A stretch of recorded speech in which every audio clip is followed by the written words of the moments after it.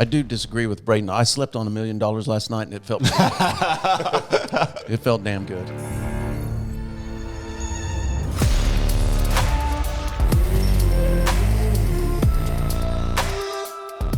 What is up? Yeah, wake up, guys. Get up. Let's go. Still reading my notes. Welcome back to How to Invest in Commercial Real Estate. We are here in Jenks, best podcast in Jenks, Oklahoma. Undisputed still. Yes, sir. Talking about commercial real estate. And today we have a very interesting topic. It's about the Millionaire Next Door. Before we get into it, any updates? I'm sure there's some updates. Let's see. Aspen Dental went out, sold out almost immediately. I think we're calling down the funds, closing on that tomorrow. Yep. Construction loan tomorrow. Speaking of that, you guys should probably be around to sign loan docs. I need to get with you on that. Okay. What else? We have. Let's see. Next Friday we've got another closing, don't we? Do we? Grand Rapids next Friday? That's 14th. Oh. Grand Rapids closing the 14th. We have 2 more shopping centers in contract that are closing in March and April. Hey, Precision Equity's got an apartment deal. Let's go. There you go. Haven't seen one of those in a minute. Yeah. Value idea right here in Tulsa.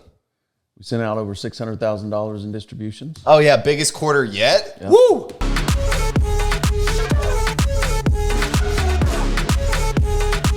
That's amazing. Yeah, for Q4, 600,000 in distributions on invested capital. So that's no return of equity. That's just $600,000 in profit for 1 quarter going out to our investors. Yeah. It's pretty awesome. That's amazing, man, because, I mean, this year it's only going to grow. We'll be over $2.5 million in return on investment just with Criterion, and Precision Equities, the same. It could be over $5-6 million this year out to investors, which is awesome to think about.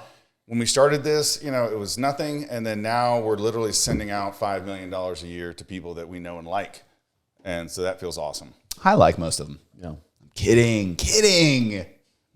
All right. Well, today I'm excited about this topic because I read the book Millionaire Next Door when I was kind of just getting into my investing career, and I freaking hated it. How long ago was that? When did you read this? I think it was like early 2000s. Back in NAM? Okay. Yeah, 2003, 2004, maybe 2005. And, I just remember thinking at the time I had just gotten into self-help, and I was like, okay, I want to be rich. I want to have freedom. I want to have this lifestyle. I want to have the millionaire lifestyle. And I assume this was a popular book back then. Very popular book. And so I picked it up, and I just couldn't believe what I was reading. And today we're going to take a dump on the Millionaire Next Door. Right. Let's do it. Yeah, in reviewing this before the show, it's very Dave Ramsey-esque. I think the idea of the book, just to give a premise, even though I haven't read it, is... Well, I can do it. Yeah, please. Right. Premise of the book is this. What they did was they surveyed everybody that had a net worth of $1 million. Just a net worth. So that can include your cars, your houses, your book collection, whatever. 401k. Yeah, all 401k, all of it. And it adds up to $1 million. And they're like, that's the definition of a millionaire. Mm-hmm. And so, well, if you think about it, if you're 50, 60 years old and you've been saving your whole life, you make 50, 60 grand a year, but you've been really diligent. You might have $1 million when you're about to retire. That could be a bunch of people, hundreds of thousands of people. And so what they did is they said the average millionaire, and they define the average millionaire as this person with $1 million net worth. What do they look like? And so we're going to talk about kind of the examples they give in the book and why it has nothing to do with the lifestyle that we want you to go after. Yeah, if you're 65 or 70 and you have $1 million, well, chances are you're not working anymore, and you better hang on to that $1 million. Yeah, it's not a millionaire lifestyle, right? It's not what we think. Yeah, I think almost more challenging, equally as challenging as saving $1 million is figuring out where to place $1 million so that gives you the cash flow you need without having to spend it. Yeah. I think that's insanely challenging. If someone were to give you $1 million right now and say, hey, you need to find a way to live off of this, but you can't spend $1 million, where are you going? Mm-hmm. Like bonds pay out a few percent. The stock market is you may be able to get a few percent dividend on a stock, maybe. Pretty low, yeah. It's going to be a struggle to try to invest in cash flowing assets, that you control outside of that. So it's a tough task. Yeah. So let's talk a little bit about the average millionaire according to the Millionaire Next Door, and let's just see what we think. The first one is that the average millionaire next door lives in a home that is $300,000 or less. Now, this is written 20 years ago, But that is not what we think a millionaire is.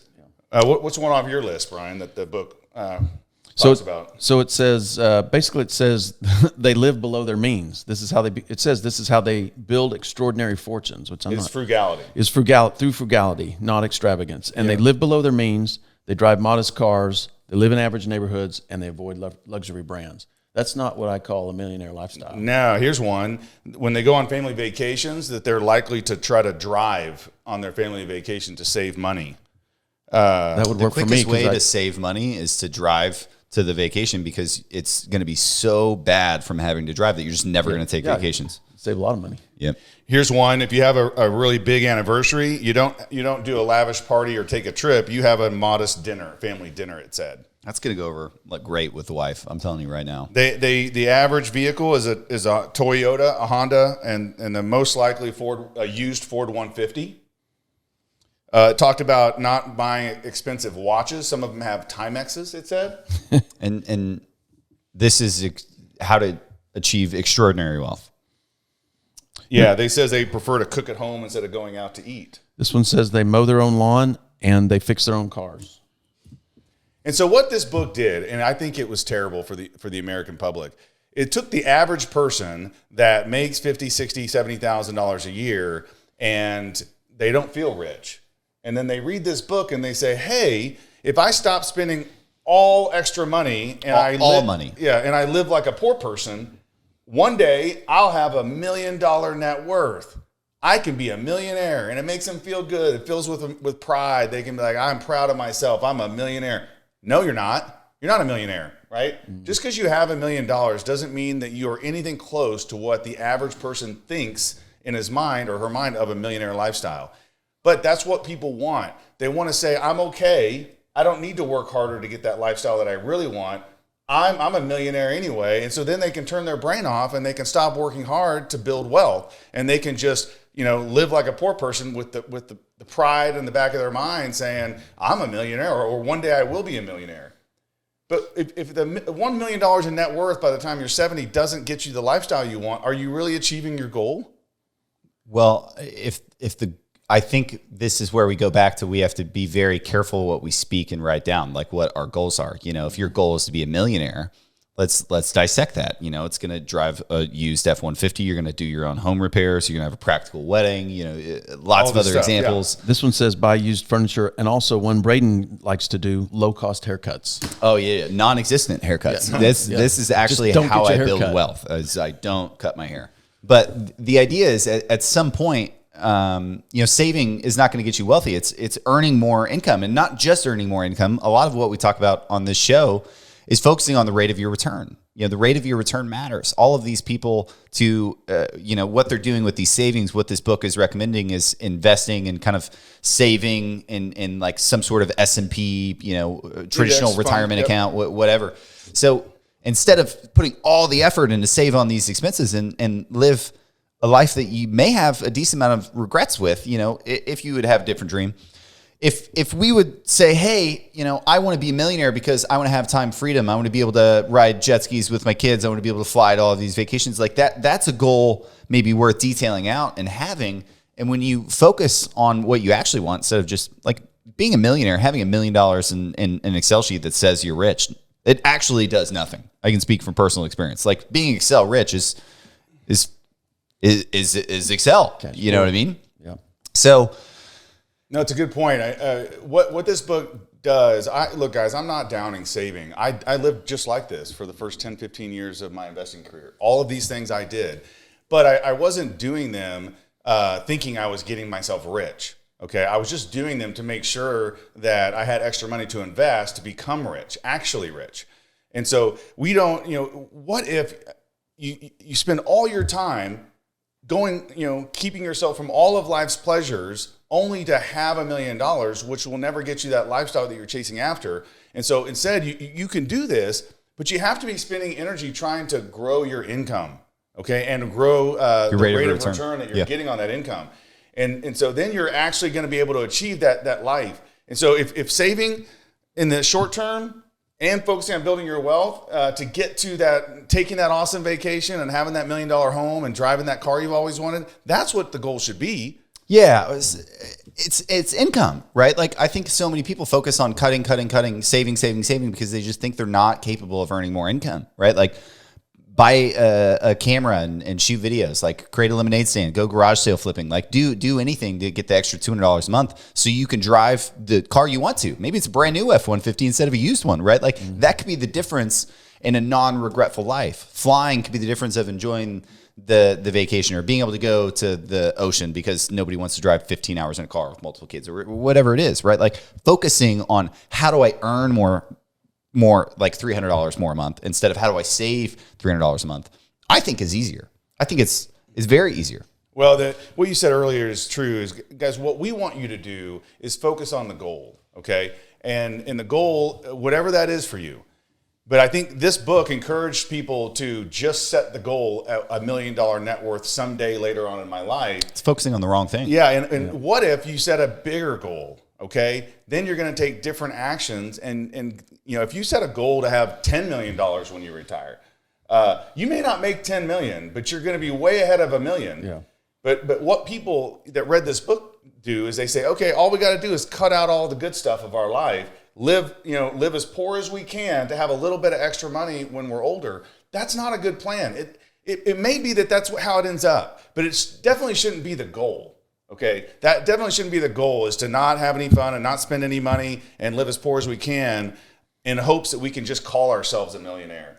Because millionaire probably originated some 100 years ago, 200 years ago, when it actually meant you were rich. But today it doesn't mean that. Now I know people are going to listen and they're going to say, "Well, Joel, that's ridiculous." It's not. I have 100,000. I have 10,000 in my bank account. $1 million. You are rich. I understand. I hear you on that. But I think setting a bigger goal, retiring early, and not pinching pennies your whole life, it's better to focus on that and set that goal and then see where you end up. Yeah, and you got to be careful what you give attention to, right? Like I mow my own lawn a lot of the times. You mow your own lawn a lot of the times. Brian's loaded, so he pays somebody to mow. We all do some of these things. No, Brian doesn't do anything. I'm just kidding. But like, perfect example, like great value water bottles. Like if you grab a water out of Brian's fridge, if you grab it too hard, it'll just explode because they use such cheap caps so they don't stay secured. And Brian still buys these. Right? Like, because you don't have to buy Fiji water just because you can or whatever it is. Like, we're not taking a dump on like DIY home repairs or mowing your own lawn. Yeah. No, we're not. Like, we're definitely not. Like, I love cooking at home. I think going out and buying an $80 filet, with no sides is like an egregious waste of money. Yeah. But like sometimes, are you going out to celebrate something? My wife's anniversary, I'm I'm celebrating that, right? Yeah. Like I'm not going to sacrifice my yearly anniversary with my wife so I can save myself to, what was it? Like extraordinary wealth. Yeah, that's a fallacy. That's what it said. Saving yourself to extraordinary fortunes is a lie. Yeah. That's is you're never impossible. Save your way to rich. No, if you're making $500,000 a year as a surgeon, you could save your way to ridiculous riches, right? But like the average American is not saving their way to extraordinary wealth. But it's just a lie. But a lot of people, they tell themselves they are. And so then they don't take further action and they don't put a burden on themselves to increase that income and to go after their dreams because they think they're already achieving everything they want and they're never going to get there. They're never going to get to that goal. And that's all we're saying here, guys. We're not downing savers. We're not downing people that don't have money in their bank account. 1 million can be a goal, but let it be the very first goal. It's the very first stepping stone to the life of your dreams. Just don't think that you're going to save your way to $1 million at retirement and you're going to have the life of your dreams. Those two are not going to be the same. You're going to have a good retirement, okay? And we're not going to down that. Yep. But just don't think you're getting rich. And another note, like I don't even have a personal wealth number. I've got to be worth $5 million. We've talked about this. Yeah. I don't know if you guys have that number. Yeah, I am of the belief that picking a random number and like measuring your entire life's success on achieving one number, I think that's ridiculous, right? Because $1 million doesn't get you anything. If somebody handed you $1 million, it's not like you're going to be like, okay, sweet, I'm done. You're going to think, oh, what can I actually get with the million? Yeah. I want a house. I want a boat. I want vacations. I want time with my family, whatever it is. Make those the goals. Yeah. Make those the goals. The million does nothing. You can't sleep on $1 million and be happy. It gets you nothing.